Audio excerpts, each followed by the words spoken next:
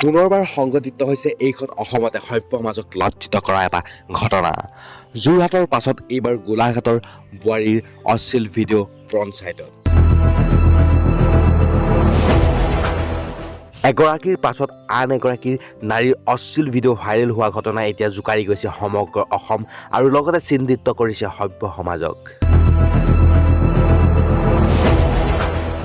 যোৰহাটৰ অশ্লীল কাণ্ডৰ পাছত এইবাৰ তোলপাৰ লগাইছে গোলাঘাট জিলাৰ সৰুপথাৰ সীমান্তৱৰ্তী মধ্যমপুৰ সোণোৱাল গাঁৱৰ এগৰাকীৰ বোৱাৰীৰ অশ্লীল ভিডিঅ'য়ে।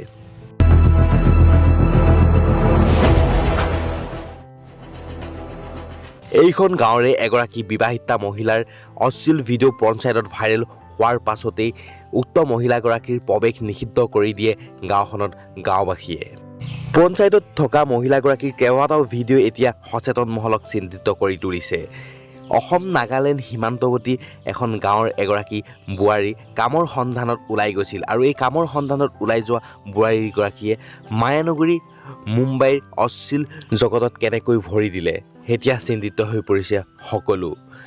গাঁৱৰ সহজ সৰল যুৱতী নাইবা বোৱাৰী যাতে কোনোদিনে এনে দুষ্ট চক্ৰৰ কবলত পৰিব নোৱাৰে তাৰ বাবে আৰক্ষী প্ৰশাসনক উচিত ব্যৱস্থা ল'বলৈ আহ্বান জনায় সচেতন মহল তথা গাঁওবাসীয়ে। ইয়াৰ আগতে এনেকুৱা ঘটনা আমি আমাৰ এই অঞ্চলটোত দেখিবলৈ পোৱা নাছিলোঁ। গতিকে আজি আমাৰ নিজৰ গাঁৱৰে এগৰাকী বোৱাৰী বা এগৰাকী ছোৱালী বা যুৱতী এনেকৈ গৈ এই কামটোত যে লিপ্ত হৈছে এনেকুৱা এটা সাংঘাতিক ভিডিঅ'ত, সেইটোত আমি শংকিত হ'বলগীয়া একেবাৰে স্বাভাৱিক আৰু হয়তো মোৰ লগতে গোটেই সমাজখনৰ সচেতন ব্যক্তিসকলে আজি শংকিত হ'বলগীয়া হৈছে। কাৰণ আজি তাই গুচি গৈছে, তাইৰ লগত হয়তো মোবাইলৰ যুগ, কোনোবাই যদি এটা লিংক লৈ পেলাই আকৌ তাইৰ লগত 10জনী ওলাই গুচি যায়, তেতিয়াহ'লে সমাজখন আমি জীয়াই থকাতকৈ নথকাই ভাল হ'ব বুলি আমি ভাবিছোঁ। গতিকে সমাজে সচেতন হ'বই লাগিব। সেইকাৰণে আমি এটা পদক্ষেপ লৈছোঁ। সোণোৱাল গাঁওখনৰ লগতে ওচৰ চুবুৰীয়া বহুত ৰাইজেও এটা সঁহাৰি জনাইছে আমাক।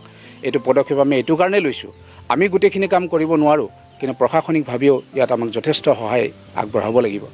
আঁৰৰ চক্ৰ যিটো দুষ্ট চক্ৰে আজি এনেকুৱা কাম কৰাই আছে বা লিপ্ত কৰোৱাইছে, এই দুষ্ট চক্ৰটো সমাজৰ পৰা যাতে উৎখাত হ'ব লাগে, এইটো কিন্তু আমি বিচাৰিছোঁ। সৰুপথাৰৰ পৰা বিষ্ণু কমল শইকীয়াৰ ৰিপৰ্ট, প্ৰাগ নিউজ ডিজিটেল।